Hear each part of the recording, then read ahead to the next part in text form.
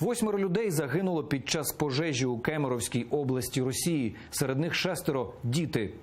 Трагедія сталася у місті Юрга. Чому загинула майже ціла родина? Дивіться далі.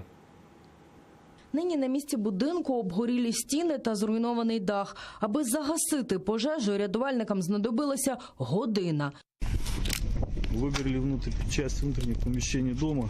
Без ознак життя знайшли 8 людей з родини Афанасьєвих. Серед них 6 дітей – від 2 до 12 років. Причому 3 з них були дітьми, а 3 – онуками 42-річної Олени, яка єдина, хто вижив. За її життя нині борються медики. А ось її 72-річна матір та 30-річний цивільний чоловік теж загинули. Більшість задихнулися чадним газом.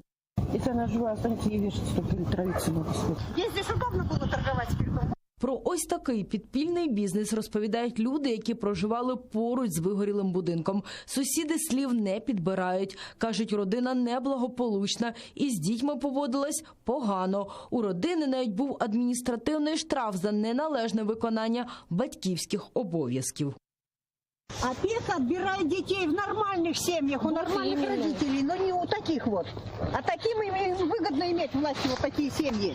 Они их матерком выгоняли летом на улицу детей. Прям матерком. Идите и гуляйте.